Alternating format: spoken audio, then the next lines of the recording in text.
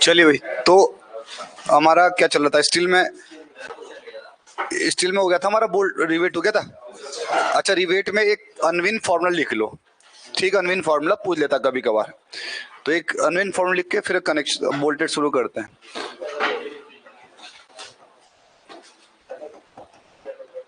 अनविन्स formula, ठीक है, ये कुछ नहीं है, ये बताता आप लोगों का क्या, नॉमिनल डायमीटर इंपेरिकली। तो ये बताता है डी क्या है, कौन सा डाया, नॉमिनल डाया बताता है, ग्रॉस नहीं बताता है। ऑब्जेक्टिव क्वेश्चन है, तो ये कुछ नहीं है, ये आपका 6.01 स्क्वायर रूट ऑफ टी, बस कहीं कहीं पे 6 यूज कर लेते हैं। ठीक है, तो जहां पर टी क्या है, थिकनेस ऑफ थिनर प्लेट, और टी क्या, और डी क्या है, नॉमिनल डाया। तो ये नॉमिनल डाया का फॉर्मूला है, आप इसको डायरेक्ट लिख लो। तो पूछ लेता हो, नॉमिनल डाया देता ना कि कौन सा dia, gross dia. Empirical formula बड़ा ध्यान देना पड़ता है। टी है थिकनेस ऑफ थिनर प्लेट। ठीक है, चलिए अब नया टॉपिक लिखिए आप। नेक्स्ट टॉपिक है, अगर लिखिए बोल्टेड कनेक्शन, बड़ा इंपॉर्टेंट है बोल्टेड कनेक्शन। तो नेक्स्ट इज बोल्टेड कनेक्शन। तो सेकंड जो कनेक्शन हमारा वो है आपका बोल्टेड कनेक्शन, बोल्टेड कनेक्शन है, और इसको हम पढ़ेंगे, इसकी हमें डिजाइनिंग ऑफ हमें डिजाइन ऑफ बोल्टिंग नहीं पढ़ना है, हमें डिजाइन ऑफ कनेक्शन पढ़ना है। हाँ, बोल्ट कैसे बनते हैं, क्या बनते हैं, उसकी डिजाइनिंग नहीं पढ़नी है हमें, एक ही कनेक्शन कैसे डिजाइन करेंगे, तो इसको हम डिजाइन करेंगे। अच्छा, आप लिख दो DESI, designing of bolted connection, और इसको हम पढ़ेंगे IS 800 2007, और ये क्या है आपका LSM है। ठीक है, ये कोड किसके ऊपर बेस्ड है, 2007 किसके ऊपर बेस्ड है, किसके ऊपर बेस्ड है ये आपका बेटा LSM के ऊपर बेस्ड है। डिजाइन ऑफ स्टील स्ट्रक्चर जो कोड है आपका, कोड ऑफ प्रैक्टिस है, इसके ऊपर बेस्ड है। चलिए, सबसे पहले अभी तक हमने पढ़ा रिवेट कनेक्शन, अभी हम पढ़ेंगे कौन सा कनेक्शन, बोल्टेड कनेक्शन। सबसे पहले रिवेट कनेक्शन की डिसएडवांटेज क्या है, डिसएडवांटेज क्या है, एक तो भैया हमारे लिए तो परमानेंट स्ट्रक्चर है, परमानेंट कनेक्शन है, क्योंकि एक हेड बना होता है, एक हेड में क्रिएट करना होता है, तो वो अगर आपको उसको निकालना है, मेंटेनेंस करनी है, इजी नहीं हो पाएगी मेंटेनेंस। क्या, आपको पूरा बोल्ट का पूरा रिवेट का रिवेट तोड़ना पड़ेगा। ठीक है, यहां पर आपकी जो मेंटेनेंस होती है बहुत ही क्या हो जाती है, आसान हो जाती है, क्योंकि नट एंड बोल्ट असेंबली होती है। एक इसकी डिसएडवांटेज है। दूसरी इसमें आपका बहुत स्किल्ड मैन पावर की जरूरत नहीं है, जबकि वहां पर आपको बहुत ज्यादा स्किल्ड मैन पावर की, होल भी करना है, ड्रिलिंग भी करनी है, ऊपर से आपको हेड भी क्रिएट करना है। अब हेड अच्छे से क्रिएट होगा नहीं होगा वो पता नहीं, इसमें तो क्या करना, होल करके नट एंड बोल्ट तो कसना है, तो इसमें बहुत ज्यादा स्किल्ड मैन पावर की जरूरत नहीं पड़ती है। तो ये कुछ एडवांटेज है किसके, बोल्ट, लेकिन इसकी डिसएडवांटेज को बाद में देखेंगे। तो सबसे पहले एडवांटेज डिसएडवांटेज जब बोल्ट दिखेगा उसी से पता चल जाएंगे इसके एडवांटेज और डिसएडवांटेज क्या है। सबसे पहले देखते हैं कि बोल्ट कनेक्शन का मतलब क्या है। तो बोल्ट कनेक्शन का मतलब है कि जो बोल्ट है इसमें आपका क्या होगा, पहला, जैसे फॉर एग्जांपल आपका ये बोल्ट है, बोल्ट, इसमें एक आपका क्या, ये इसका एक हेड होता है, ये बोल्ट का क्या है आपका हेड है, और आपका बोल्ट का ये क्या है, जैसे वहां शैंक था, ये भी किसका शैंक है, ये बोल्ट का शैंक है। ठीक है, ये आपका शैंक है, और यहां पर आपका इसके नीचे होगा आपका थ्रेडेड पोर्शन, या ये कौन सा आपका, ये इसके नीचे आपका थ्रेडेड पोर्शन है। कहने का मतलब यह है कि इसमें आप लोगों की क्या होगी, चूड़ी होंगी। थ्रेड का मतलब यहाँ पर क्या है, चूड़ियां।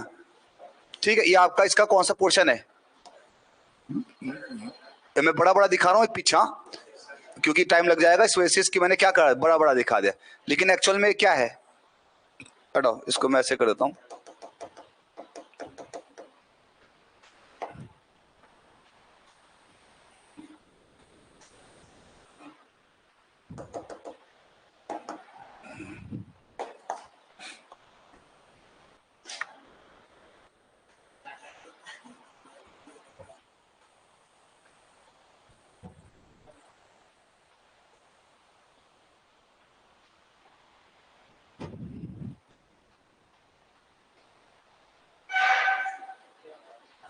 ये आपका क्या है, इसका ये आपका क्या है, थ्रेडेड पोर्शन है। ठीक है, तो ये आपका कौन सा है, आपका दिस इज थ्रेडेड पोर्शन, तो ये आपका थ्रेडेड पोर्शन है। तो इसके थोड़ा थिकनेस बढ़ा देता हूं मैं। ठीक है, ये आपका क्या है, ये क्या आपका थ्रेडेड पोर्शन है। ठीक है, थ्रेडेड पोर्शन है। इसके साथ एक आएगा आप लोगों का क्या, ये तो आपका बोल्ट हो गया, इसमें आएगा एक आपका नट। नट का डायग्राम बनाना जरूरी नहीं समझता मैं, एक नट भी आएगा ना। नट, ये चूड़ी का काम क्या है, चूड़ी का काम क्या है बाद में देखेंगे। ठीक है, और इसमें एक आएगा आपका वॉशर, एक आपका क्या आएगा, आपका वॉशर। तो एक आपका आएगा, ये आपका आ गया वॉशर। तो ठीक है, ये आपका वॉशर आ गया, तो ये आ गया आपका भैया वॉशर। तो ठीक है, ये आपका वॉशर आ गया, तो एक आपका आ गया आपका वॉशर। तो तीन असेंबली होती है। फर्स्ट आपका बोल्टेड कनेक्शन है, पहला आएगा आपका क्या, बोल्ट। बोल्ट में क्या है, बोल्ट में पहला उसका क्या, हेड, दूसरा क्या आप उसका शैंक, और दूसरा आपका क्या उसका थ्रेडेड। जो आपका शैंक का डाया होगा, जो शैंक का डाया होगा, dia of shank, dia of dia of shank को, डाया ऑफ शैंक को हम बोलेंगे नॉमिनल डाया। कौन सा dia, nominal dia, nominal dia of bolt. अगर कहीं लिखा होगा नॉमिनल डाया, मतलब क्या समझ जाना कि शैंक का डाया है। और जो आप लोगों का कौन सा डाया होगा, थ्रेड का, उसको बोलेंगे नेट डाया। कौन सा डाया, नेट डाया। तो नेट डाया ये हो गया आपका नेट डाया। तो नेट डाया कौन सा होता है आपका, नेट डाया, हाँ नेट डाया कौन सा होता है आपका, हाँ थ्रेड पोर्शन का डाया क्या होता है, नेट डाया होता है। अब क्योंकि ध्यान सुनना, हमारा आईएस एक कोड, हमारा ध्यान सुनना, हमारा आईएस कोड है अकॉर्डिंग टू, लिखना नहीं अभी, पहले समझ लो, according to IS 1367 part one के अकॉर्डिंग, अगर मैं भी आपको अभी दिखाऊंगा मैं कैसा दिखता है नेट, और कैसा दिखता है आपका बोल्ट, कैसा दिखता है। इसका जो डाया रहता है किसका, नेट डाया कम होता है किससे, डाया ऑफ शैंक कम होता है। देखा कभी बोल्ट देखा, अभी दिखाता हूं मैं आपको बोल्ट कैसे दिखता है, दिखाता हूं बी बोल्ट एंड नट। अगर कोई जूम दिख गया, जूम करके मुझे दिख गया, तो यहां से आपको साफ दिख जाएगा कि भैया किसका डाया ज्यादा होता है। जैसे यह है, ठीक है, हाँ इससे हो जाएगा। तो देखो जैसे एग्जांपल ये है बेटा आपका, ये आपके स्क्रीन के सामने खुला हुआ है आपका एक बोल्ट, ये दिख रहा है आपको, ये दिख रहा है साफ। तो यहाँ साफ साफ दिख रहा होगा आप लोगों को, जूम करके थोड़ा सा इमेज दिख रखी, आप एज इट इज यही डायग्राम बनाए, भाई यही चाहिए था मुझे। तो आप लोगों का ध्यान सुनना कि ये आपका शैंक है, ये शैंक है, ये आप लोगों का क्या है, ये आप लोगों का क्या है, नट है, और ये आप लोगों का क्या थ्रेडेड है। दो थ्रेड जोन दिख रहा है। तो ये वाला थ्रेड और ये वाला थ्रेड दिख रहा है आपको। इन थ्रेडेड के बीच के डिस्टेंस को बोलते हैं पिच, पिच ऑफ क्या, पिच ऑफ थ्रेड। जैसा हमने बोला था पिच, वहां भी पढ़ा था। तो यहाँ लगातार दो थ्रेड के बीच का जो डिस्टेंस हो क्या बोलेंगे उसको बोलेंगे पिच। तो जो हमारा आईएस 1367 लिखता है, 1367 लिखता है कि ये आपका जो ये दिख रहा है आपको कौन सा, जो आपका कौन सी लेंथ है, शैंक लेंथ, इसको बोलते हैं ग्रिप लेंथ। कौन सी लेंथ, ग्रिप लेंथ। और इसको बोलते हैं कौन सा लेंथ, थ्रेड लेंथ। और जो आपका ध्यान से सुनना, जो आप लोगों का कौन सा, ये अंडर इसका अंदर वाला पोर्शन दिख रहा है, यहां से नहीं, इसके अंदर वाला पोर्शन दिख रहा है हेड का, हेड से लेके और ये वाला डिस्टेंस दिख रहा है, इसको बोलते हैं कौन सा लेंथ, नॉमिनल लेंथ। कौन सा लेंथ लिखते हैं, तो नॉमिनल लेंथ कहां से, ऑब्जेक्टिव क्वेश्चन आता है सारा कि बोल्ट के नॉमिनल लेंथ कहां से कहां होता है, बोल्ट का नॉमिनल लेंथ कहां से कहां होता है, तो कहां से कहां होता है? हेड से नहीं होता भैया, हेड के अंडर साइड से लेके यहां तक का डिस्टेंस क्या कहलाएगा इसका? Nominal length. Grip length of bolt की बात, कनेक्शन की बात नहीं कर रहे अभी कनेक्शन की बात नहीं कर रहा हूं मैं, किसकी बात कर रहा हूं? बोल्ट। तो किसकी लेंथ? शैंक की लेंथ होगी, वो क्या कहलाएगी आपकी? Grip length. और ये आप लगा कौन सा कराएगा आपका? थ्रेड। तो साफ साफ दिख रहा है यहां पर कि आप लोगों का जो बोल्ट है, बोल्ट में जो शैंक का डाया वो ज्यादा और थ्रेड का डाया कम है। अब थ्रेड का डाया कितना होगा, ये हमारा IS 1367 कहता है कि भैया डिपेंड करेगा कि आपका जो पिच है वो कितनी है, पिच कितनी है। तो पिच तो अलग अलग बोल्ट की क्या होती है? अलग अलग होती है। तो हम उतना नहीं पढ़ पाएंगे, तो हमारे कोड ने एक सजेशन दिया हमें, कह रहा है कि आप एक काम करो कि आपको कुछ नहीं करना, आप ये एज्यूम करेंगे जो आपका इसको बोलेंगे, इसको मैं बोलूंगा ए क्या? एरिया ऑफ ASB बोलूंगा मैं इसको क्या बोलूंगा? एरिया ASB का मतलब क्या है? Area of shank. और यहां इसको बोलूंगा मैं ANB का मतलब क्या है? नेट डाया ऑफ बोल्ट, और ये क्या है? Shank dia of bolt. ठीक है, तो मैं ये हमारे कोड IS 800 भी इसी को यूज करता है। ये ASB क्या है? शैंक डाया, N क्या है? नेट डाया, तो इसको नेट लिखेगा, बोल्ट। अब हमारा कोड कहता 1367, भैया वो तो डिपेंड करता पिच के ऊपर कि पिच कितनी है। तो लेकिन आप लोगों का अगर आपको यूज करना है, नेट डाया निकालना है, आप नेट डाया यूज करेंगे 0.78 टाइम्स ऑफ ASB। बड़ा ऑब्जेक्टिव क्वेश्चन निकल गया, पहला ऑब्जेक्टिव क्वेश्चन। कहने का मतलब यह है कि जो नेट डाया होगा वो कितना होगा? जो नेट डाया ऐसे लिख सकता हूं, जो नेट डाया ऑफ बोल्ट होगा वो 0.78 टाइम्स ऑफ π/4 इंटू डी, मतलब शैंक डाया, मतलब नॉमिनल डाया ना, मतलब आपका डी क्या है यहां पर? डाया स्क्वायर, ये होगा। तो एग्जाम में जब क्वेश्चन आएगा कि भैया पहला ऑब्जेक्टिव क्वेश्चन तो ये निकल के आ गया कि बोल्ट का नेट डाया कितना होता, तो नेट डाया कितना होता है? 0.78 टाइम्स ऑफ π/4 इंटू, या ये बोल सकते 0.78 टाइम्स होता है। क्लियर है? अब ये फॉर्मूला कहां से आया नहीं पता, ये एग्जाम एक्सपीरियंस बेस पे हमने ये बोला, कोड बोलता है इतना यूज कर लेना तुम। लेकिन इन एक्चुअली किसके ऊपर डिपेंड करता है? पिच के ऊपर डिपेंड करता है। लेकिन पिच तो सबकी क्या होती है? अलग अलग होती है। तो हमारा कोड कहता है कि आप हर टाइप के बोल्ट के लिए ये वाला यूज कर लेना। और ध्यान सुनना, जब हम रिवेट की डिजाइनिंग करते हैं वहां पर यूज होता कौन सा डाया? वहां होता ग्रॉस डाया, मतलब होल का। और यहां पर यूज होता कौन सा डाया? Nominal dia. और नॉमिनल डाया में भी कौन सा होगा आपका?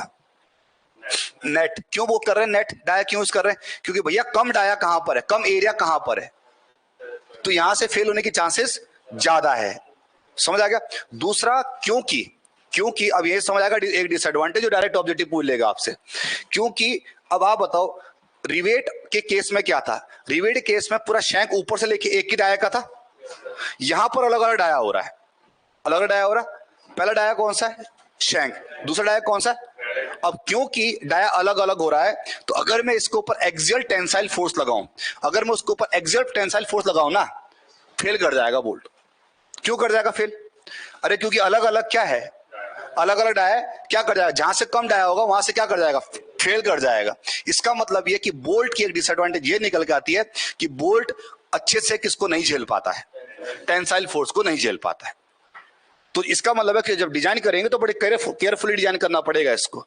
तो क्योंकि डाया क्या है? कम है, इसका मतलब वीक हो जाएंगे किसके अंदर? एक्सियल टेंसाइल के अंदर। ऑब्जेक्टिव क्वेश्चन निकल के आ गया। समझ आ गया? तो ये बोल्ट दिखा दिया मैंने। समझ आ गया बोल्ट क्या है? अब अगला क्वेश्चन है कि सर इस वॉशर का काम क्या है? इस वॉशर के मेन काम तो एक है जो हमारा कोड लिखता है, लेकिन और भी काम है। कोड तो एक मेन करा कि प्राइमरी फंक्शन ये है जी, प्राइमरी काम तो वॉशर का ही है। पहला काम क्या है वॉशर का? पहला काम ये है कि जब आप इसके अंदर क्या लगाओगे? नट के अंदर वॉशर लगाओगे, तो वॉशर का देखो, शैंक का एरिया ज्यादा होगा या वॉशर का एरिया ज्यादा होगा? बताना। वॉशर का ज्यादा होगा। देखा वॉशर? अरे वॉशर तो देखा होगा। अब ये मतलब सर दिखा दो वॉशर भी, तो नहीं दिखा सकता। इतना उम्मीद करता हूं कि एक इंजीनियर को ये पता होगा कि वॉशर क्या होता है। इतना उम्मीद रखूं। तो क्या होता है कि जब आपका जैसे फाउंडेशन में है, तो फाउंडेशन में क्या होता है कि ऊपर से आपका कॉलम आता है। भैया फाउंडेशन की जरूरत क्यों पड़ी, डायरेक्ट कॉलम को मिट्टी के ऊपर रख दो ना, नहीं, हम एरिया बढ़ा देंगे नीचे। तो जैसे हम एरिया बढ़ा देंगे, क्या हुआ, एरिया बढ़ा देंगे, नीचे एरिया बढ़ा दिया, मतलब जो एरिया डिस्ट्रीब्यूट हो रहा था नीचे हमने फाउंडेशन बढ़ा दी, तो क्या हो गया, नीचे ये हो गया बेटा, स्ट्रेस बराबर क्या होता है, फोर्स अपॉन एरिया। फोर्स तो जो आ रहा हो तो आ ही रहा, जो लोड आ रहा। अब एरिया बढ़ा दिया, इसका मतलब स्ट्रेस कम आ गया ना सॉइल के ऊपर। पहला इसका मतलब एक तो ये स्ट्रेस कम कर देगा, मतलब स्ट्रेस कम करेगा मेंबर के ऊपर। दूसरा, क्योंकि आप लोगों का ये वॉशर जो आपका यूनिफॉर्म स्ट्रेस को क्या करेगा, डिस्ट्रीब्यूट, मतलब पूरा एक जैसा स्ट्रेस लाएगा ये। एक तो क्या करेगा, कम स्ट्रेस डेवलप करवाएगा क्योंकि एरिया बढ़ गया वॉशर का, और दूसरा यूनिफॉर्म स्ट्रेस डेवलप कराएगा। मेन काम तो इसका यही है, वॉशर का मेन काम तो इसका ये है। दूसरा काम क्या है, दूसरा काम ये कि कभी कभार क्या होता है, जब हम इसको क्लैंप कर रहे होते हैं, जब क्लैंप कर रहे होंगे, तो जैसे फॉर एग्जांपल आप लोगों की प्लेट है, इन दो प्लेट को आपको क्या करना है, क्लैंप करना है, किसकी मदद से, बोल्ट की मदद से। तो क्या होता है कि ये आपका वॉशर लगा दिया आपने, ये आपने वॉशर लगा दिया, ये वॉशर लगा दिया, तो कभी कभी जो थ्रेड होते हैं ना, ये किसके अंदर चुभ जाते हैं, धस जाते हैं, प्लेट के अंदर धस जाते हैं। कभी देखना आप लोग इसका निशान पड़े होंगे अगर आप लोगों ने क्या नहीं किया होगा, वॉशर तो इसके अंदर ही क्या करेंगे, धस जाएंगे, चूड़ी कट जाएगी इसकी। दो काम है वॉशर के। तो मेन काम तो यही है कि भैया स्ट्रेस क्या हो, डिस्ट्रीब्यूट हो। दूसरा काम क्या, जब हम इसको क्लैंप कर रहे होते हैं, तो इसकी जो चूड़ी है किसके अंदर धस जाती है, अरे कंपोनेंट के अंदर धस जाती है, ये नहीं धसने देता किसको, चूड़ी को। समझ आ गया। तो ये काम है वॉशर का, इसको हम लिख लेते हैं। समझ आ गया। तो लिखे पहले नट एंड बोल्ट लिखे। तो डिजाइनिंग तो बात की बात है, पहले देखता हूं आप लोगों का क्या, ठीक है, डायग्राम बना लो। अच्छा इसको क्या लिखेंगे, इसको क्या लिखेंगे, ये क्या है, ये क्या है, grip length of bolt. Connection के नहीं है, कनेक्शन की ग्रिप लेंथ अलग होगी तो कनेक्शन आए ही नहीं। और ये क्या है, ये क्या है, ये क्या है, थ्रेड लेंथ। और ये क्या है, ये ब्लू वाली क्या है, ये ब्लू वाली जो है ये क्या है, नॉमिनल लेंथ है। ठीक है। तो आपको अब क्योंकि यहां पर घिच पिच हो जाएगा, यहां पर घिच पिच हो जाएगा, कैसे लिखूं, घिच पिच हो जाएगा ना, तो क्या करूं, यहां पे क्या लिखूं, यहां पे क्या लिखूं, छोटा लिख रहा हूं मैं, छोटा छोटा लिख दूं। इसको क्या लिखूं, ये आपका, ये क्या है, शैंक लेंथ है, और ये क्या है, ये क्या है, थ्रेड लेंथ है, और ये क्या है, ये क्या है, नॉमिनल लेंथ है। ठीक है भैया, ऑनलाइन वाले बताएंगे। ठीक है, समझ आ गया।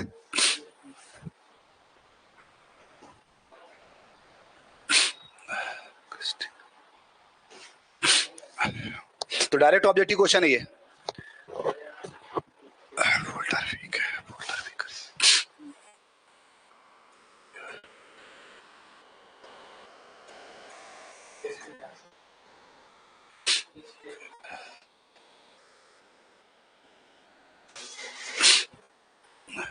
तो बोल्ट, ये जो बोल्ट होते हैं ये कम वीक हो जाते हैं किसके अंदर, एक्सियल टेंशन के अंदर, क्योंकि एरिया क्या हो जाता है, अलग अलग हो जाता है।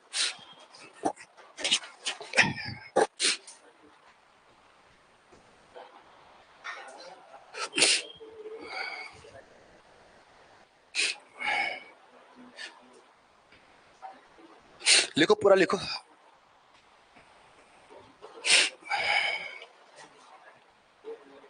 लिख दिया, डायग्राम बना दिया, बट डायग्राम बनाओ पहले।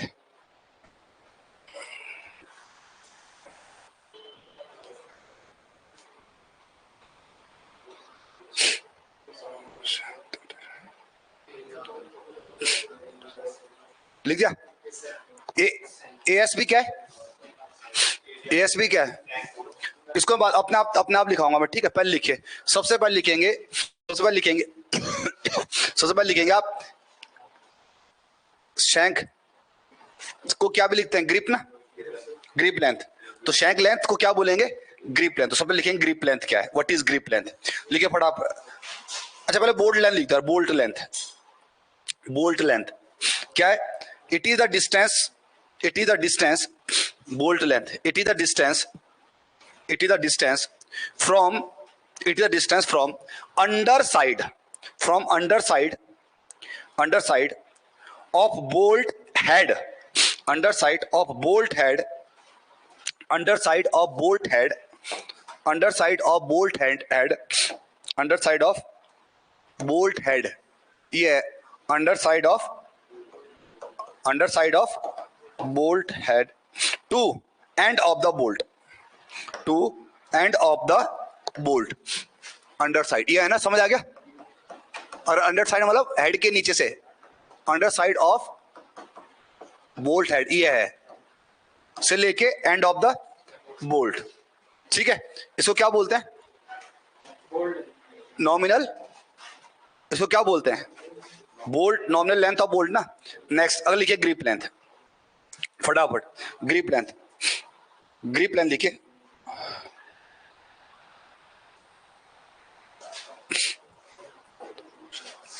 लिखिए grip length is grip length is grip length is grip length is length of bolt, length of bolt from, length of bolt from underside of bolt head, underside of bolt head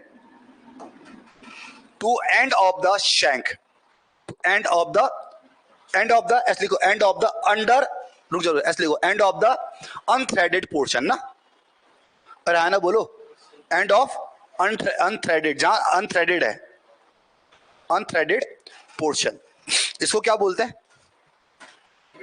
इसको क्या बोलते हैं? Grip length बोलते हैं। समझ आ गई मेरी बात? क्लियर है? ऑनलाइन वाले बोले भैया तुम्हें आ रहा समझ? लिख दिया अनथ्रेडेड पोर्शन, ठीक हो गया? Next, next according to IS 1367 part one, अब खुलवा के नहीं दिखा रहा हूं मैं कोड, ठीक है? मैं कोड खोल के नहीं दिखा रहा हूं, हाँ ठीक है भाई? तो ये जो ऑनलाइन वाले भी मत बोलना सब कोड खोल दो, टाइम नहीं है, ठीक है? According to IS 1367 part one, अच्छा लिख दे पहले, ये क्या है? एक काम और करो, मैंने पहले लिखवा दिया, कौन सा पहले लिखवा दिया? अकॉर्डिंग टू पहले लिखा दिया, इसको नहीं लिखाना चाहिए था, मुझे लिखाना चाहिए था कि क्या लिखाना चाहिए था मुझे, कि जो एरिया होता है किसका, शैंक का, वो क्या है? ASB है, कोई बात नहीं, एक काम करो, नहीं लिखा ना तो एक काम करो, चलो कोई बात लिख दो, लिखो ANB बराबर, लिखो ANB बराबर, ANB बराबर 0.78 ऑफ ASB। ओ भाई ये फैक्टर डाया के ऊपर है या एरिया के ऊपर है? डाया के ऊपर दिख रहा, एरिया के ऊपर है, किसके ऊपर है? डाया के ऊपर है, किसके ऊपर है? एरिया।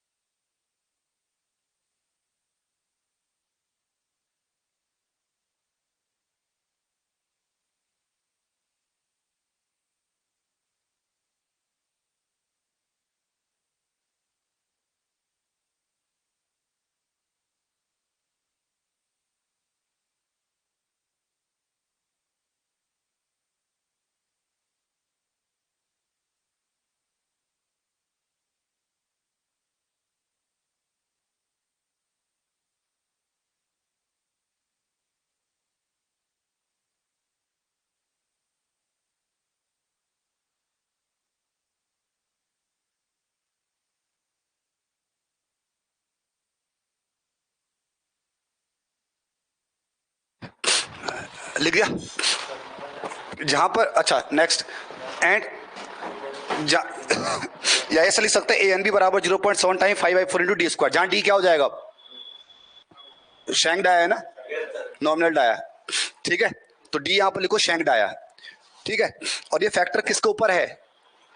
एरिया के ऊपर है, डाया के ऊपर नहीं है। ऐसा नहीं लिखा ये 0.78 टाइम्स ऑफ डी स्क्वायर, ऐसा नहीं है ये, समझ रहे हो? किसके ऊपर है ये? एरिया के ऊपर है। क्लियर है? नेक्स्ट अगला। अरे जुकाम में तो बहुत इरिटेशन होती है। लिखिए जहां पर लिखे ए एन बी क्या है, A N B, A N B क्या है? यहाँ नेट डाया ऑफ बोल्ट ना, और ए एस बी क्या है? Shank dia of bolt. ठीक है, सॉरी शैंक डाया कर रहा हूं, शैंक एरिया। और ये क्या है? Net area. और नेट एरिया कौन सा होता है? नेट एरिया कौन सा होता है? तो लिख लेना, अगर एग्जाम को नेट एरिया पूछेगा मतलब क्या पूछ दिया उसने? थ्रेड। तो कैलकुलेटर अलाउड होगा, डाया दे देगा आपको, शैंक का डाया दे देगा, जैसे बोलेगा 16 mm है तो बोलेगा कि क्या निकाल के दे दे, इसका नेट निकाल के दे दे। तो अकॉर्डिंग टू आईएस कोड आपको ये लगा देना फैक्टर। समझ आ गया? क्लियर हो गया? आगे बढ़े। अब हमारे पास बोल्ट को कैसे डेजिग्नेट करते हैं, डेजिग्नेट मतलब पहचानते कैसे हम बोल्ट को। तो देखो बोल्ट का बहुत हमें बेसिक पहचान पता होनी चाहिए सिविल को, बाकी बहुत पहचान तो मैकेनिकल वालों को होती है ना। हमें बेसिक पहचान पता होनी चाहिए क्योंकि वहां से वो क्वेश्चन पूछता है। तो देखो हमारा दो तरीके से डेजिग्नेशन करते हैं इसका। जैसे आपका डेजिग्नेशन क्या होगा, जब आप जेई बनोगे तो आपको कोई डेजिग्नेशन तो होगा ना भाई। जब आपको ज्वाइनिंग देगी तो आपको दिया जाएगा, जैसे अवर अभियंता, अवर अभियंता आपका डेजिग्नेशन होगा ऑफिस में।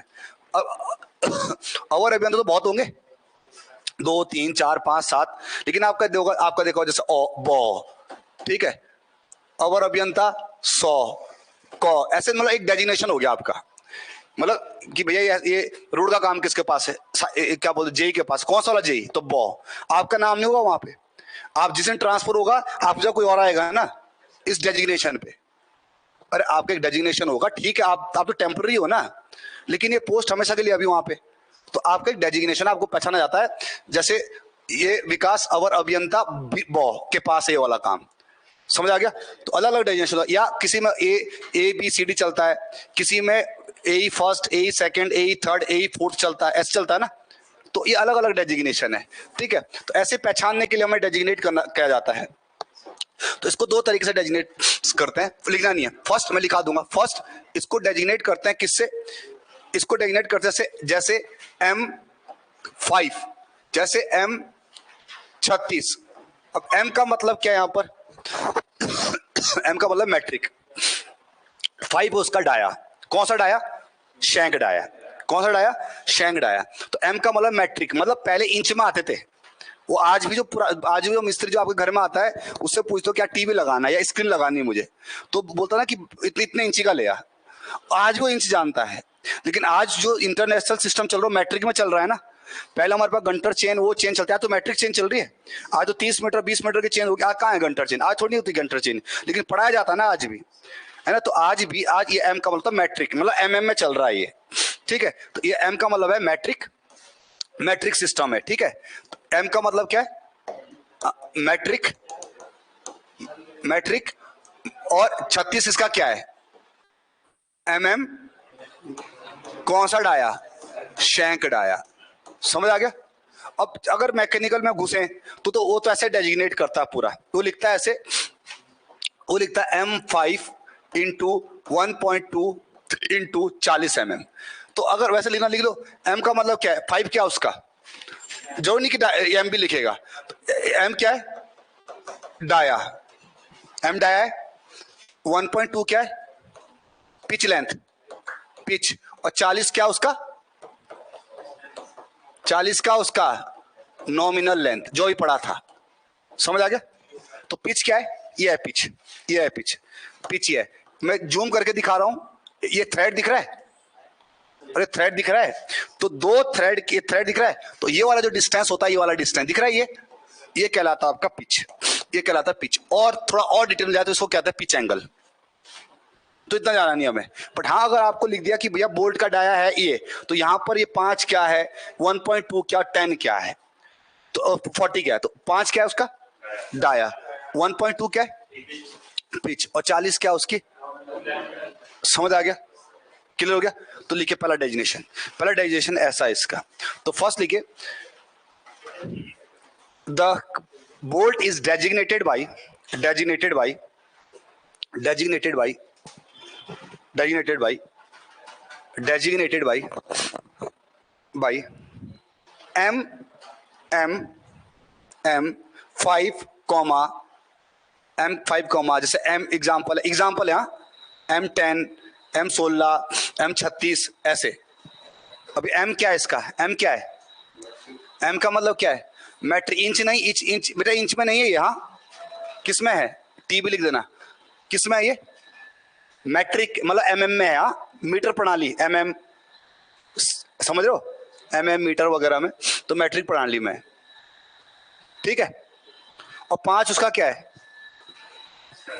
साइज किस में, डाया कौन सा वाला डाया, शैंक डाया, ठीक है। तो अगर आपको एग्जाम में जैसे वो बोलेगा M36 का, अगर आप M36 दिया हो, क्या उसका नेट एरिया निकाल दोगे, और हाँ 0.78 π/4 इंटू 36 का स्क्वायर, तो यहां लिख लो पूरा, ये वहां कंफ्यूज होता है कि भैया 36 थ्रेड का है किसका है सर, ये तो किसका, ये शैंक का है, ऐसे डेजिग्नेट किया जाएगा।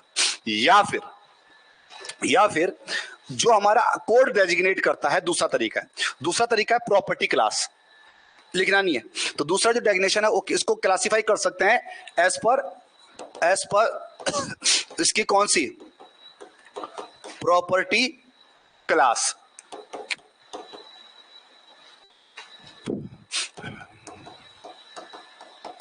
प्रॉपर्टी क्लास मतलब इसकी क्लास के अकॉर्डिंग।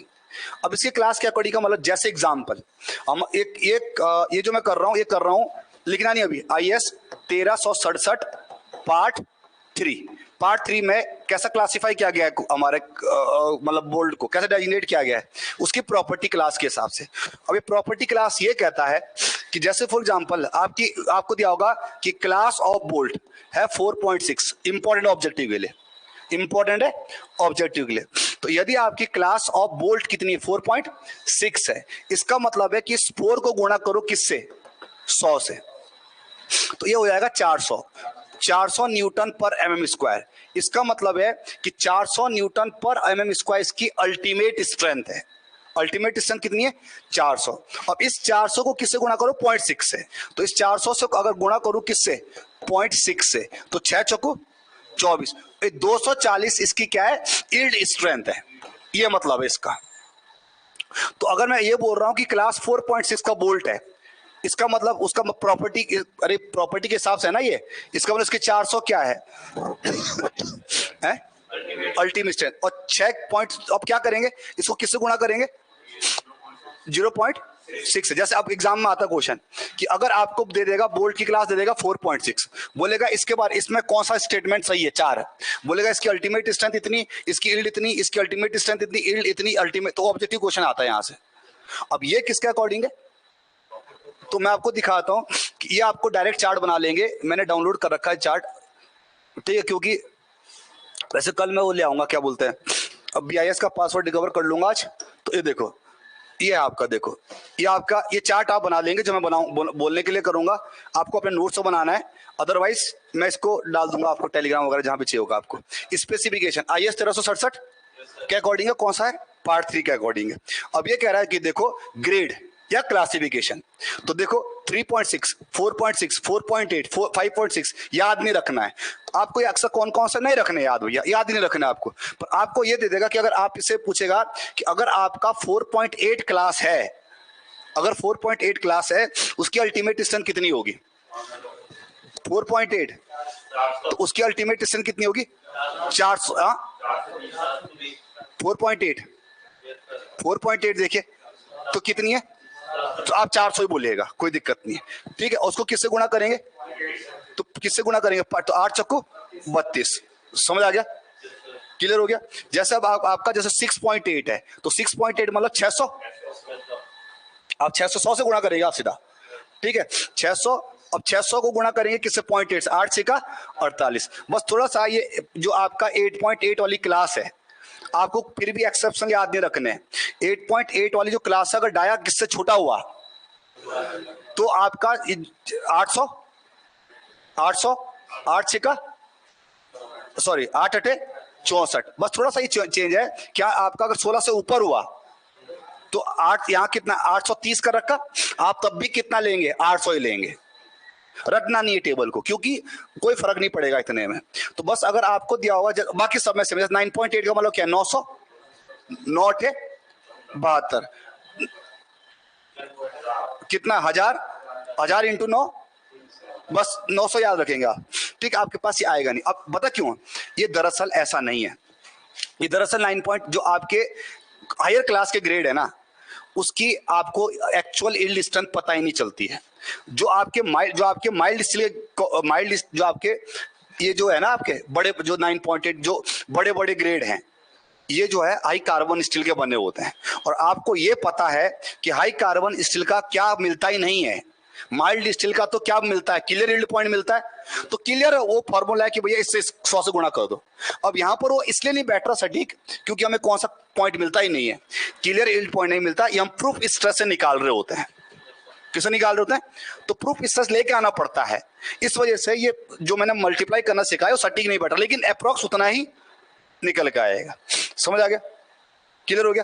तो लिखिए इसको। अब लिखिए डेजिग्नेशन। तो मैं फिर वापस आऊंगा, एक बार ऑनलाइन वालों से पूछ लेते हैं। तो पहला डेजिग्नेशन लिखिए, फर्स्ट। तुम इस टेबल का फॉर्मेट हम चेंज करेंगे, थोड़ा सा फॉर्मेट ये चेंज करेंगे। भैया तुम्हें समझ आ गया ऑनलाइन वालों को? तो लिखिए पहले एम लिख दिया आपका। अच्छा, जैसे ये भी लिख दो यार। अगर आपका बोर्ड का डेजिग्नेशन M5 1.2 40 mm होगा, इसका मतलब क्या है? M का मतलब 5 नहीं भी लिखा होगा, अगर 5 1.2 40 लिखा होगा, इसका मतलब क्या है? हाँ, डाया कितना है? 5, 1.2 क्या है? पिच।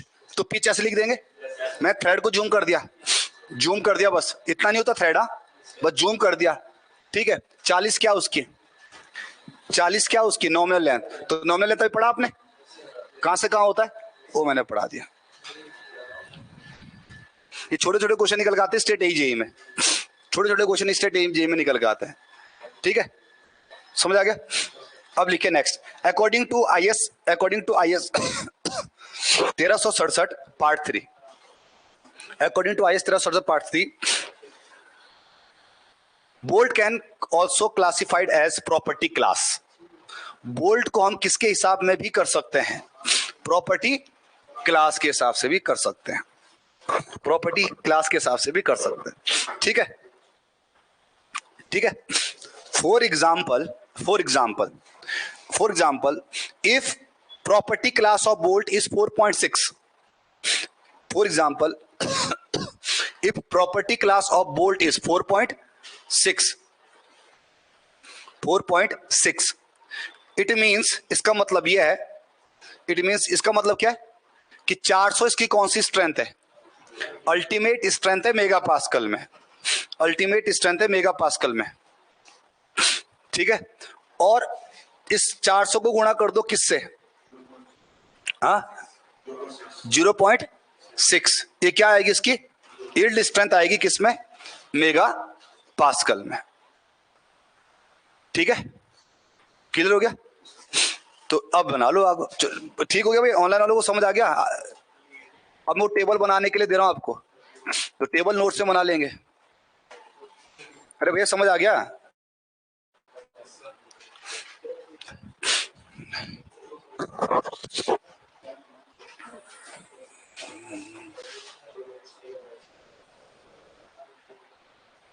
लो तो बना लो, अगर समझ आ गया तो ये टेबल बना लो, ठीक है। कहाँ है वो टेबल? बनाया तो था मैंने, कहाँ निकाला था ये? लो, अब एक काम करो, तुम इस टेबल का फॉर्मेट चेंज करेंगे, क्योंकि हमने जैसे पढ़ा वैसे फॉर्मेट को बनाएंगे। ऐसे करना, ये इलोंगेशन भी दे रखा। अच्छा ये बताना, जैसे जैसे क्लास बढ़ती जा रही है, मतलब स्ट्रेंथ बढ़ती जा रही है, वैसे वैसे इलोंगेशन क्यों घटता जा रहा, बताना। अरे भैया, क्योंकि कार्बन का परसेंट बढ़ रहा होगा तब तो स्ट्रेंथ बढ़ रही होगी, और कार्बन का परसेंट बढ़ाने से मटेरियल ब्रिटल हो जाता है, मतलब उसमें जो इलोंगेशन कम आएगा।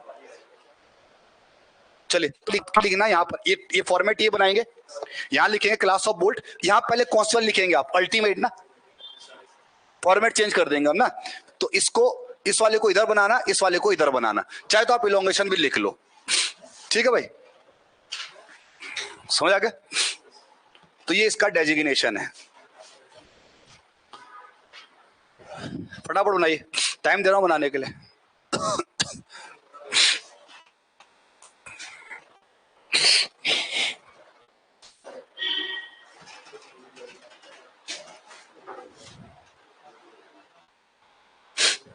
यहां पे उल्टा बनाना आप, ताकि हमें पता चले कि हमने किसके साथ गुणा कर रखा। और 300 को किससे गुणा कर रखा? अरे हमने इस 330 को लगभग कितना ले लिया? 300 ले लिया, ठीक है, कोई दिक्कत नहीं है। तो मैंने सर 300 आना चाहिए था, तो क्या करूं? लिखिए,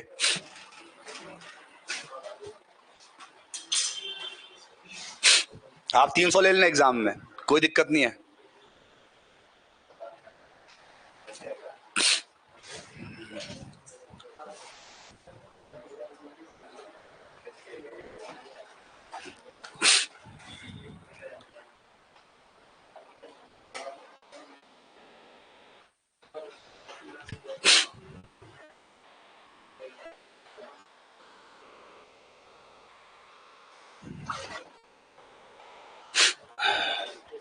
हो गया? नहीं आया समझ है?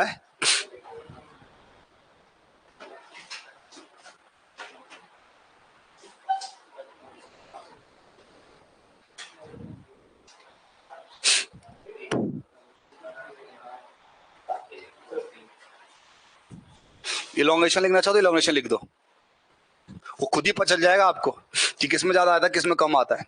तो जितना छोटा ग्रेड होगा मतलब कार्बन उतना, जितना छोटा ग्रेड होगा कार्बन उतना कम है, और उतना कम हो मटेरियल उतना ज्यादा डक्टाइल है ना।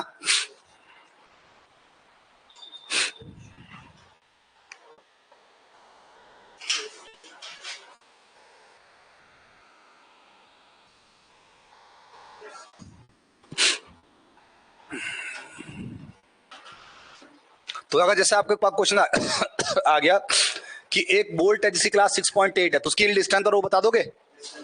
तो यील्ड स्ट्रेंथ कितनी होगी उसकी? 6.8 की यील्ड स्ट्रेंथ कितनी होगी? 600। ओ सॉरी, अल्टीमेट स्ट्रेंथ कितनी होगी? 600। अगर यील्ड पूछेगा तो कितना होगा आपका? तो किससे गुणा कर देंगे उसको? 0.8 से। समझ आ गया? तो एग्जाम्पल दे दिया, टेबल आप बना लो। बना दिया? चाहिए होगा मैं टेलीग्राम में डाल दूंगा या व्हाट्सएप पे, जिससे भी चाहिए होगा दे दूंगा। वैसे डाल रखा? किसने डाला? मैंने डाल रखा, तो भाई उससे बना लेना, मैं आगे बढ़ रहा हूँ फिर। अगर टेलीग्राम में डाल रखा तो आप, हाँ डाल रखा मैंने, ठीक है ठीक है, इस पे टाइम वेस्ट नहीं कर रहा हूँ मैं। अब इसमें और क्या देखना है हमें? चलिए अब आते हैं वापिस। अब टाइप्स ऑफ, अब देखते हैं टाइप्स ऑफ बोल्ट, कितने प्रकार के बोल्ट हैं, ठीक है। तो ये भी लिख लेना एक चीज की, क्या बोलते हैं, पिच लिख दिया था, डायग्राम में लिख दो पिच। हो गया? आगे बढ़ू, अब लिखे types of bolt. Types of bolt,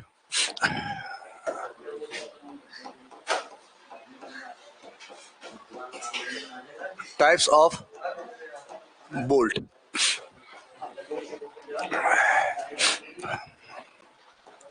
तो फर्स्ट बोल्ट लिखो बेटा, फर्स्ट लिखिए, पहले लिखेंगे फर्स्ट, या तो पहला ordinary bolt, ordinary bolt, ordinary bolt slash slash unfinished bolt, unfinished bolt slash black bolt, black black bolt. तो पहला कौन सा लिखा आपने? ऑर्डिनरी बोल्ट, या फिर कौन सा? हाँ देखो, अब ये बोल्ट की मैं इमेज दिखा दूंगा मैं आप लोगों को, और फिर आपको फिर इसके बारे में लिखवा दूंगा। अब ये जो बोल्ट होते हैं ये बने होते हैं माइल्ड कार्बन स्टील के। किसके बने होते हैं? Mild carbon. रुक जाओ, पहले लिख लो क्या क्या होता है। पहला, first, it is made of क्या? हाई हाई ओ सॉरी, कैसा? Mild carbon steel. मतलब माइल्ड स्टील बने होते हैं, और आना बोले माइल्ड कार्बन स्टील बने होते हैं, मतलब इसके पास स्ट्रेंथ बहुत ज्यादा नहीं होती है, इनकी स्ट्रेंथ ज्यादा नहीं होती है, ठीक है। Its dia is varies from, second, dia of dia of these bolt from, where is from, अब ये मत पूछना क्या होता है, सब बता दिया। M5 से लेके M36, M5 से लेके M36 का डाया वेरी कर सकता है। तो M5 से लेके M36 मतलब 5M से लेके कितने M तक जा सकता है, 36। अब क्योंकि ध्यान सुनना, ये बोल्ट जो होते हैं ये अनफिनिश्ड होते हैं। अनफिनिश्ड का मतलब क्या है कि देखो, फॉर एग्जाम्पल आप लोगों की अनफिनिश्ड इसलिए बोल रहा था इसको क्योंकि जब आप लोग एग्जाम्पल, ये दो प्लेट आपको कनेक्ट करनी है, एक प्लेट ये है, एक प्लेट ये है। अब इसमें आप लोगों ने क्या कर रखा, बीच में होल कर रखा होगा, ठीक है। तो आप लोगों ने इसके अंदर बोल्ट डाल रखा है। ये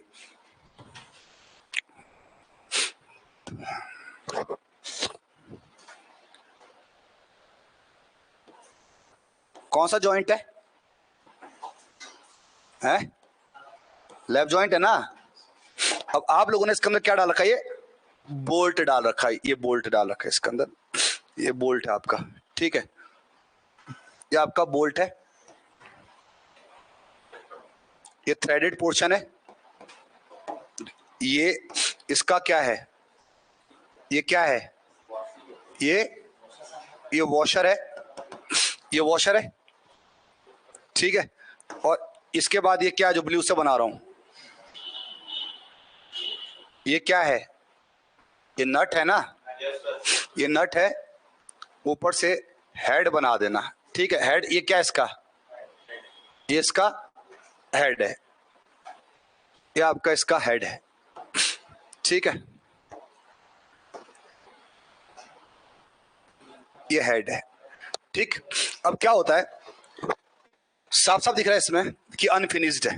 कहने का मतलब यह है कि एक तो आप लोगों का एक स्ट्रेंथ बहुत कम होती है, दूसरा क्या होता है कि जब आप लोगों का यहां से इसको क्या करोगे, ये जो शैंक है, जो शैंक है, शैंक का आपको पता है कि शैंक का डाया होता है वो कम होता है, जबकि जो होल का डाया होता है वो ज्यादा होता है। इसका मतलब इनके बीच क्या रहेगा, हमेशा एक गैप रहता है, इसलिए क्या फिनिश नहीं हुआ प्रॉपर, ये प्रॉपर क्या नहीं हुए, फिनिश नहीं हुए। तो क्योंकि प्रॉपर फिनिश नहीं हो तो ये आपका अनफिनिश्ड पोर्शन हो गया, ठीक है, ये अनफिनिश्ड हो गया। अब ज्यादातर ये बोर्ड मतलब जैसे ओपीसी होती है तो ज्यादातर ओपीसी यूज करते हैं ऑर्डिनरी वर्क के लिए, स्पेशल वर्क के लिए नहीं करते। अगर मुझे अब डैम बनाना तो मुझे अब ओपीसी नहीं, मुझे फिर क्या चाहिए, लो हिट सीमेंट चाहिए, तो सेम ऑर्डिनरी वर्क के लिए इसको यूज कर सकते हैं। बाकी ये आप वहां यूज ही नहीं कर सकते क्योंकि अनफिनिश्ड है। अब ब्लैक इसलिए बोलते हैं क्योंकि ब्लैक कलर का होता है बस, और कुछ नहीं कारण, इसका ब्लैक कलर में आता है ये बोल्ट ना, इसका नाम भी ब्लैक है और आता भी किसमें है, ब्लैक कलर में आता है। अब ये क्या होता है ना भाई कि इसको हम वहां पर यूज नहीं कर सकते जहां पर आप लोगों का कौन सा लोड आता है, डायनामिक या साइक्लिक लोड आता है या वाइब्रेशन होता है, नहीं होता क्योंकि फिनिश नहीं है, हिलेंगे डुलेंगे बहुत ज्यादा, और इतने हिलेंगे डुलेंगे कि एक स्टेज में आ जाए कि जो इसका क्या बोलते हैं नट है ये ढीला हो जाएगा। तो इसको हम वहां पर यूज करते हैं जहां पर लोडिंग स्टैटिक होती है, रुकी हुई, और लोड क्या होगा, कम होगा, कम और स्टैटिक। क्योंकि ज्यादा लोड के लिए अप्लाई इसलिए नहीं कर पा रहा हूं, क्यों ज्यादा लोड के लिए क्यों अप्लाई नहीं कर पा रहा हूं, अनफिनिश्ड है, नहीं ज्यादा के लिए, अरे भैया इस लो कार्बन से बना हुआ है ना, एक सेकंड, किससे बना हुआ है, लो कार्बन से बना हुआ है, तो नहीं ज्यादा स्ट्रेंथ नहीं है। दूसरा स्टैटिक लोड के लिए क्यों यूज कर रहा हूं, डायनामिक के लिए भैया बहुत इन अनफिनिश्ड रहते हैं, इसलिए ऑर्डिनरी वर्क के लिए करता हूं। अब बताओ कहां पे यूज कर सकते हो आप इसको यूज करते हो जैसे आप रूफ ट्रस, स्टैटिक लोड होता है, रूफ ट्रस, परलीन वगैरह जहां पर डायनामिक लोड नहीं होता, इसको मैं यूज नहीं कर सकता। जैसे ब्रिज में लोड कैसा होता है, डायनामिक होता है, वाइब्रेशन होते हैं, वहां पर इसको यूज नहीं कर सकता। तो क्वेश्चन आता है कहां पे इसको यूज कर सकते हैं, समझ आ गया। तो लिखिए इसको, लिखिए फर्स्ट इसको डायग्राम बनाएंगे इसके, ठीक है भाई। मैं इसको दिखा भी देता हूं कैसा होता है ये बोल्ट, कौन सा बोल्ट, ब्लैक बोल्ट है ना, BLAC के ब्लैक बोल्ट, और अनफिनिश्ड बोल्ट, और क्या नाम है इसका, अनफिनिश्ड बोल्ट। और ऑर्डिनरी बोल्ट क्यों बोल रहे हैं इसको,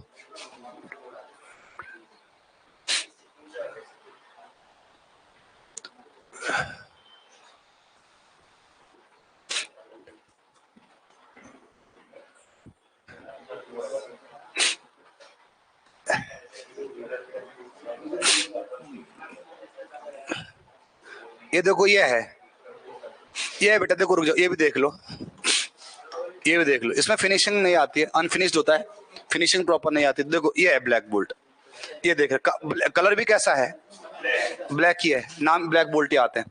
तो ये आप लोगों का ब्लैक बोल्ट है, समझ आ गया। तो दीज आर ब्लैक बोल्ट, ठीक है। अब इसका शेप क्या, हेक्सागोनल है, तो ऊपर से अगर हेड हेक्सागोनल होगा तो क्या बोलेंगे इसको, हेक्सागोनल ब्लैक बोल्ट, समझ आ गया। तो लिख लो सिंपल। तो इसको कहाँ यूज करेंगे, इसको यूज करता हूं कहाँ पर, बहुत ज्यादा कॉमन वर्क के लिए यूज नहीं, कॉमन वर्क मतलब छोटे मोटे काम के लिए, ठीक है। स्पेशल वर्क के लिए इसको यूज नहीं कर सकते, ब्रिज में नहीं करेंगे। ब्रिज में क्या होता है, इसमें टक टक टक टक क्या हो जाएगी, झड़ जाएगा बोल्ट, फिनिशिंग नहीं होती है। तो लिखिए इसको फटाफट,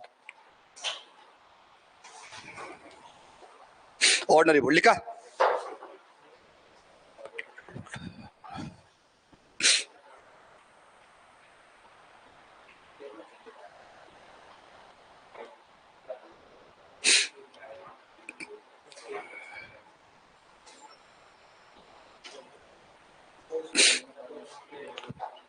लिखिए first, these are unfinished, unfinished का मतलब समझ आ गया, अरे जो गैप वो नहीं भरा होता ढंग से, इसका मतलब क्लियरेंस ज्यादा रहता है इसमें। Unfinished comma rough and black bolt, and black bolt.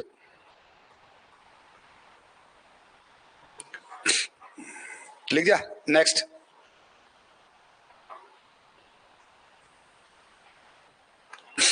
these bolts are made of mild steel।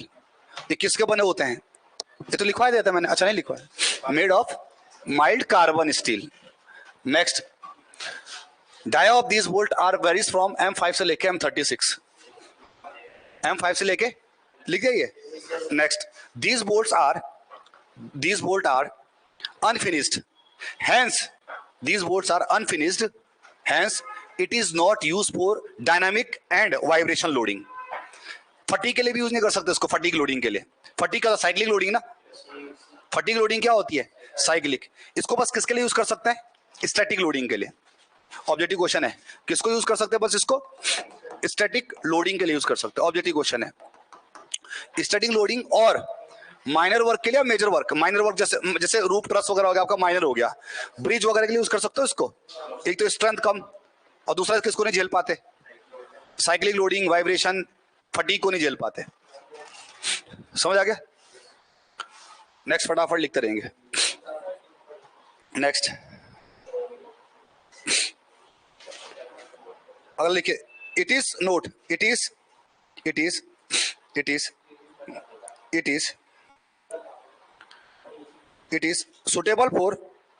Suitable for secondary members, primary members के लिए होती है secondary members like Perlin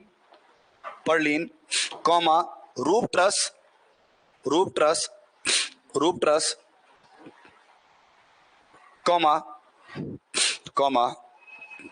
comma bracing. अब ये मतलब ब्रेसिंग क्या होता है, आगे आ जाएगा, ब्रेसिंग सिस्टम। ये यूज नहीं होता कहाँ, फटीग वटीग होगा तो यूज नहीं कर सकते, ठीक है। नेक्स्ट अगला लिखिए आप लोग, कौन सा, तो पहला बोल्ट खत्म हो गया। सेकंड टाइप का बोल्ट लिखिए, फिनिश्ड बोल्ट।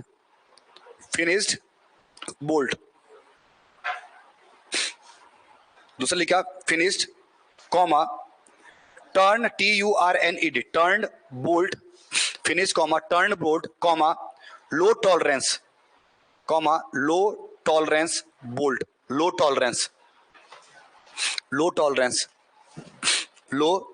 Tolerance bolt.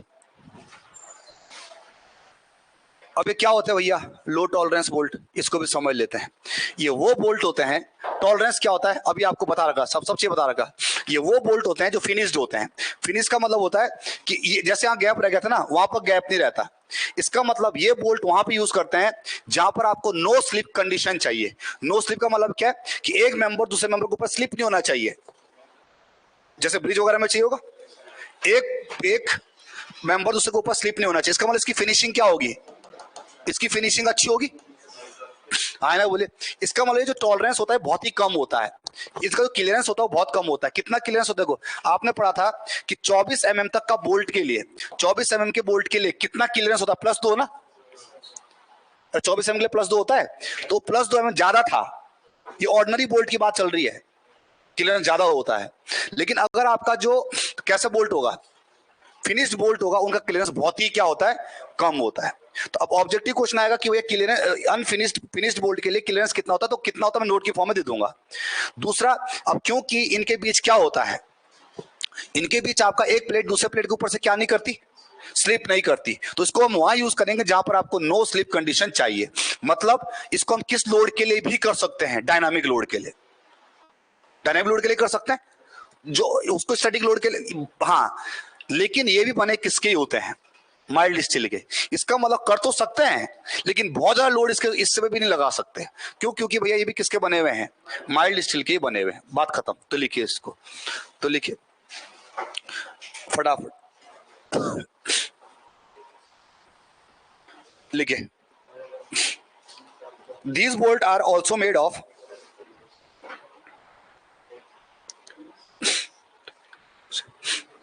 लिखो, these bolt are made of mild steel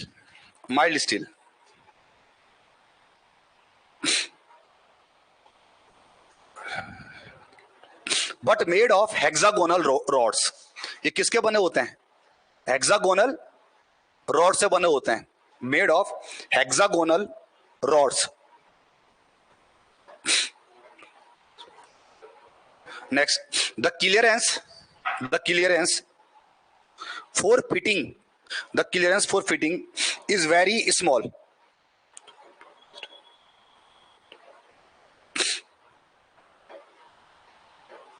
ये क्लियरेंस बहुत ही क्या होता है? कम होता है। लिखिए कितना होता है? Note the clearance. अच्छा, क्लियरेंस होता क्या है? What is clearance? अरे किस किस का डिफरेंस यार? अरे ग्रॉस डाया और नॉमिनल डाया का डिफरेंस होता है क्लियरेंस, इज वेरी लो। लिखो कितना? 0.15 से लेके 0.5 mm, मात्र इतना। 0.15 से लेके कितना mm? तो फिर आप बोलेंगे सर जो आपने लिखा है तो कौन सा लिखाया था पहले? और लिखाया था +1 mm, 2 mm, 3 mm, वो लिखो। तो किसके लिखा है फिर? ऑर्डिनरी के लिए हो। तो वो किसके लिए भाई? वो ऑर्डिनरी के लिए है। समझ आ गया? Next, these bolt have higher bearing and shear strength than unfinished bolt। उनसे ज्यादा स्ट्रेंथ होती है इनकी, higher bearing and shear strength. अब इसको लिखते हो, थ्योरेटिकल टॉपिक है पूरा।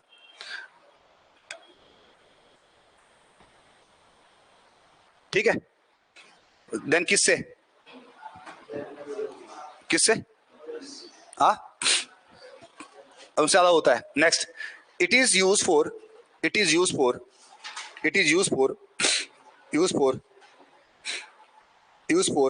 No slip. क्यों नो स्लिप के लिए क्यों यूज कर सकते हैं इसको? नो स्लिप के लिए क्यों यूज कर सकते हैं इसको? अरे भैया क्योंकि क्लियरेंस बहुत ही क्या है? कम है। Next, it also use for dynamic loading.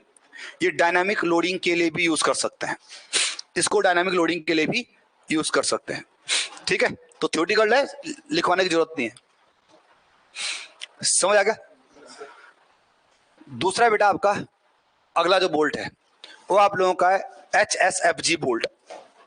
ठीक है, H high strength frictional grip bolt. High strength frictional grip bolt, high strength frictional grip bolt, high strength frictional grip. अब दिखाता हूं कैसे दिखता है आपको HSFG। सर क्लियरेंस कितना था बेटा? क्लियरेंस इतना था, 0.15 से लेके 0.5 mm, इतना था क्लियरेंस, इतना क्लियरेंस था। मैं दिखाता हूं बोल्ट कैसे दिखता है, HSFG बोल्ट। अब पहली बात नाम से पता चल रहा है कि बोल्ट कैसा है? High strength. इसका मतलब ये लो कार्बन से नहीं बना होगा, ये लो कार्बन से नहीं बना होगा। तो किससे बना होगा? ये हाई कार्बन से बना होगा। तो किसका बना होगा? ये हाई कार्बन से बना होता है। अब हाई कार्बन से बना होगा मतलब हाई कार्बन से बना होगा, इसका ये बहुत ज्यादा लोड के लिए भी यूज कर सकते हैं। दूसरा, ये जो लोड ट्रांसफर करता है मेन, ये करता है अपने किस सेक्शंस की वजह से, ये शेयर की वजह से नहीं करता, किसकी वजह से करता है, फ्रिक्शन की वजह से। कहने का मतलब इनकी जो ग्रिप होती है, जैसे आपका ग्रिप देखा होगा आप लोगों ने कि अगर क्रिकेट खेलते हम तो बताना जरा, जो क्रिकेटर होते हैं वो बैट आता है, जब बैट आता है, ये बैट आया, ये लकड़ी होता है, सीधे इसी लकड़ी से पटक के सब खेलने क्यों जाते हैं भैया? एक तो वो किससे खेलते हैं, ग्लव से खेलते हैं, ग्लव से खेलते हैं तो कपड़े से वैसे फ्रिक्शन कम हो जाता है। तो अब मैं शॉट मारूंगा, बैट ना छूट जाए ना मेरा, तो क्या होगा, पहले धागा लगाएगा अंदर, पहले क्या लगाएगा वो, धागा लगाया, धागा लगाने से क्या हो गया, पहले तो इसने फ्रिक्शन कम कर दिया। कैसे फ्रिक्शन कम किया? अरे जैसे हमारे जूते के नीचे सोल के अंदर कट होता है, अरे जूता क्या फ्लैट होता है क्या? पहन के जाओ, बारिश में जाओ, उससे क्या करेगा, फिसल जाओगे ना। तो जितना ज्यादा एरिया होगा उतना फ्रिक्शन होता है, ये तो मतलब निकल गया। तो क्या होगा, हटो, तो पहले इसने क्या कर दिया आपका, पहले इसने क्या कर दिया भैया, इसने पहले ग्रिप अच्छी बनेगी इससे, ऊपर से फिर इसने क्या कवर करा था, दानेदार कवर। अब क्या करेगा, अब उसका बैट नहीं फिसलेगा उसके हाथ से। तो मतलब यहाँ पे लोड ट्रांसफर इस बैट्समैन के हाथ से भी लोड ट्रांसफर हो रहा ना, ये झटका ट्रांसफर हो रहा, ये ग्रिप तो ये किसके मदद से हो रहा, फ्रिक्शन की मदद से ना। तो मेन यहाँ पे लोड ट्रांसफर होता किसकी मदद से हो रहा होता है, फ्रिक्शन की मदद से। अब कैसे हो रहा हो बाद में देखते हैं, समझ आ गया। तो पहले इसको लिखिए, ये वो बोल्ट होते हैं, ये वो बोल्ट होते हैं, ये वो बोल्ट होते हैं high strength frictional grip bolt, जो किससे बने होते हैं, जो किससे बने होते हैं, किससे बने होते हैं, तो लिखिए इसको, ये वो होते हैं जो हाई कार्बन स्टील से बने होते हैं।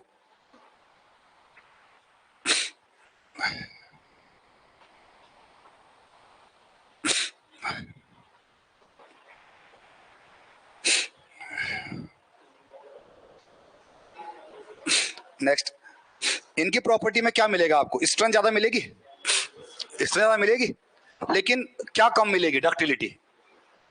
तो लिखिए इनकी डक्टिलिटी कम होती है।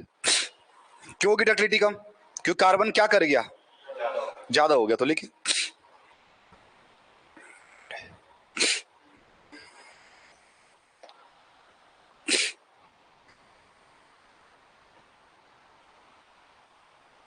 लिख दिया।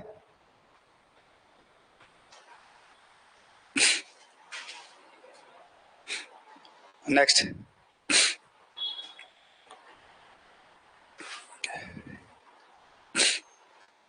अब कैसे करता काम भैया, कुछ नहीं होता इसमें। आपका जो होता है, एक तो हाई स्ट्रेंथ होती है, और दूसरा इसके बीच हम क्या करते हैं, देखो ये प्लेट है, एक प्लेट ही है, एक प्लेट ही है, इन दोनों को आपको आपस में क्या करना था, इनको आपको ज्वाइन करना था। आपने HSFG बोर्ड लगा दिया, कुछ नहीं है, बस कुछ नहीं है इसमें। आप लोगों ने ये आपने क्लैंप कर दिया बहुत तगड़े तरीके से, क्लैंप कर दिया इसको, ठीक है। ऊपर ये क्या है, ऊपर आपका क्या है, ऐड है। अब यहाँ पर जो लोड ट्रांसफर हो रहा होगा, अच्छा इसमें आपका, चलिए कोई बात नहीं, वॉशर भी लगेगा, वॉशर लगा नहीं रहा पर लगेगा।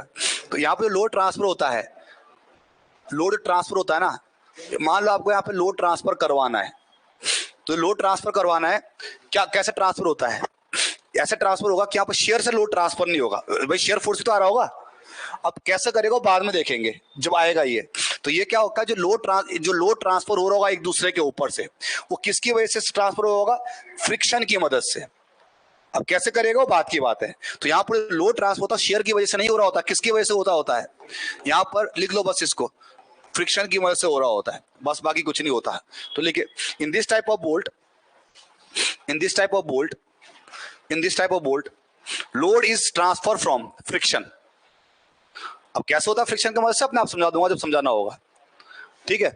दूसरा, इसको आप किसी के लिए भी यूज कर सकते हो, हाई लोड के लिए भी यूज कर सकते हो, और डायनामिक लोडिंग के लिए भी यूज कर सकते हो, साइक्लिंग लोडिंग के लिए भी यूज कर सकते हो भैया, क्योंकि लोड किससे ट्रांसफर कर रहा है, फ्रिक्शन से कर रहा है। तो तेज बॉल भी खेल सकता हूं इससे, जब ग्रिप लगा दूंगा, स्लो भी खेल सकता, कोई भी खेल सकते हैं, ठीक है, समझ आ गया।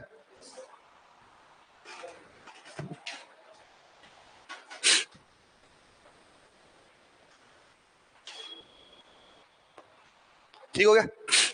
अभी भी दो प्रकार के होते हैं, देखिए दीज आर टू टाइप्स, दो प्रकार के होते हैं, इसको थोड़ा सा लिख लेते हैं। दीज आर टू टाइप्स, बस बोल्ट की इंट्रोडक्शन खत्म हो जाएगा, फिर अब डिजाइनिंग चलेगी किसकी। अच्छा ये मतलब ना सर पिच कितनी होती है, पिच किसके रिवेट और बोल्ट के सेम होती है, वो वाला पोर्शन हो रखा, तो लिख दूंगा कि जो पिच की स्पेसिफिक, बस इतना लिखवाऊंगा कल आके कि pitch and distance edge distance इनकी स्पेसिफिकेशन रिवेट और बोल्ट के लिए क्या है, सेम है। तो सब प्रकार का 12T 16T वगैरह, तो ये भी दो प्रकार के होते हैं। फर्स्ट लिखिए, first these are two types, first parallel shank, parallel shank HSFG bolt, दूसरा पैरेलल शैंक। अभी क्या होता है पैरेलल शैंक, इसको भी बताता हूं।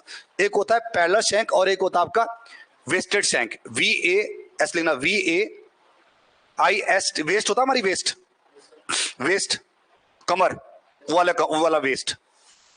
अभी क्या होता है वेस्टेड शैंक, इसमें क्या होता है, देखो इसमें क्या होता है, जो बोल्ट होता है, बोल्ट, ये बोल्ट है, ये आपका जो भी मैं बोल्ट दिखा रहा हूं, ये आपका कौन सा पोर्शन है, मैं बड़ा दिखा रहा हूं, ये कौन सा पोर्शन है, ये आपका थ्रेडेड है, ये आपका थ्रेडेड है, ये आपका थ्रेडेड है, ठीक है। देखो अब आप लोगों ने ये क्या लगा रखा आपने यहाँ पर, ये आपका क्या है, नट है, और ये क्या हेड है। अब इसमें क्या होता है पैरेलल, पैरेलल शैंक में क्या होता है कि इसका जो शैंक होता है ना, शैंक ये एक ही साइज का होता है, यूनिफॉर्म साइज का, इसको बोलते हैं पैरेलल शैंक। दूसरा होता है वेस्ट शैंक, वेस्ट शैंक में क्या होगा कि जो आपका शैंक होगा उसका हम जो है ना साइज छोटा कर देते हैं, तभी तो बोलते हैं वेस्ट। वेस्ट का मतलब क्या है, दो पोर्शन के, एक नेक हो गया तो बहुत ही कम हो गया, तो उसको नेक क्यों नहीं बोले, थोड़ा इतना कम नहीं हुआ तो ये भी वेस्ट है। तो यहां पर क्या कर दिया हमने, यहां पर वेस्ट शैंक क्या होगा, यहां पर हमने देखो ये आपका ये था ये, और यहां पर हमने क्या कर दिया, हल्का सा इसको क्या कर दिया, कम कर दिया, डाया, ये डाया कम कर दिया, ठीक है, ये क्या कर दिया हमने, डाया कम कर दिया, वेस्ट शैंक। और ये आपका फिर से कौन सा पोर्शन है, थ्रेडेड पोर्शन है, ये आपने नेट लगा दिया, ठीक है। अब ऐसा करने से फायदा ये हो गया, ऐसा करने से फायदा ये हो गया कि साइक्लिक लोडिंग को झेल लेगा, ऐसा करने से, क्योंकि एरिया क्या कर गया, कम कर गया, तो जब एरिया कम हो गया तो साइक्लिक लोडिंग को झेलता, कैसे, बात की बात है सारा। एक अभी एग्जांपल है, समझ लो क्रिकेट बैट में कितनी बॉल खेल लेता है, वो क्या बोलते हैं, दिनेश कार्तिक कह रहा है कि मैं वो बैट तब से चला रहा हूं, पता नहीं कब चला रहा हूं। अरे सचिन भी, लकी बैट हर किसी का होता है ना कि यार उन्हें टूटना चाहिए, तो भैया ऊपर हत्ता देख रहे हो पतला होता है, तो साइकिल अगर वो हत्ता मोटा कर दे टूट जाएगा हत्ता, साइकिल लोडिंग को क्या कर लेगा, वो झेल लेगा। अब कैसे लेगा, बात की बात है सारी। एरिया कम करने से कौन सी लोडिंग को झेल लिया, साइक्लिक लोडिंग को झेल लिया, समझ आ गया। हत्ता मोटा कर दो बैट टूट जाएगा, नहीं झेल पाएगा साइक्लिक लोडिंग को, समझ आ गया। तो लिखिए इसको, तो ये कौन सा है, ये वेस्टेड टाइप, और ये कौन सा है, पैरेलल शैंक है। तो फटाफट लिखिए,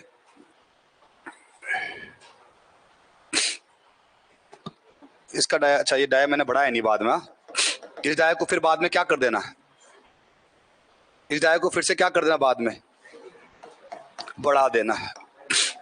ये लग गया आपका नेट। तो जो कॉन्सेप्ट छूटेगा अपने आप बता दूंगा भैया ऐसा क्यों हो रहा होता है। तो इसको कहां यूज करते हैं, जहां पर लोडिंग क्या आएगी, फटीग, फटीग के लिए कौन सा वाले बोल्ट यूज करते हैं फटीग लोडिंग के लिए, अरे वेस्टेड शैंक HSFG बोल्ट, ठीक है। अब बताओ ब्रिज में कौन सा यूज करोगे, ब्रिज में यही यूज करेंगे क्योंकि फटीग आता है, साइक्लिक लोडिंग आती है बार बार, अरे आना बोले तो साइक्लिक लोडिंग आती है।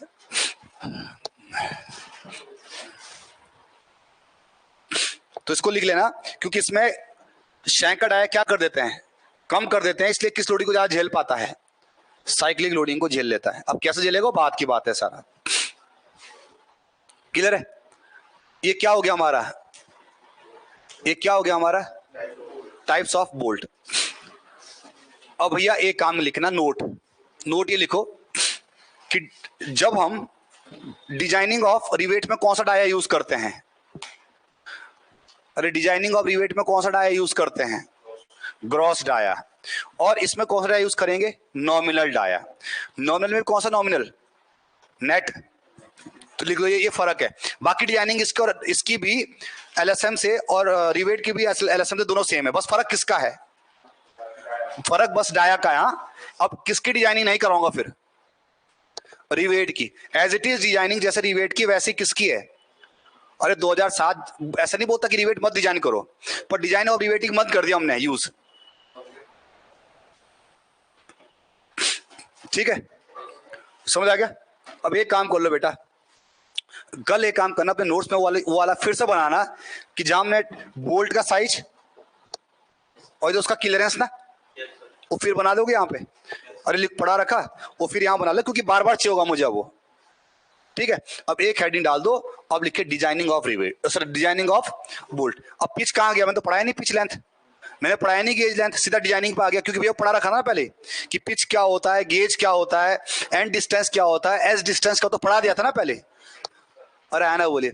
तो अब नहीं पढ़ाया जाएगा, तो पहले पता पिच कितना है, तो पिच कितना होना चाहिए, कितना नहीं होना चाहिए, कल पढ़ा दिया, मतलब पहले पढ़ा रखा, तो मैंने पढ़ा रखा। ठीक है, आज जाइए, मैं फ्लूइड की नहीं लूंगा आज क्लास, क्योंकि बहुत इरिटेशन हो रही है।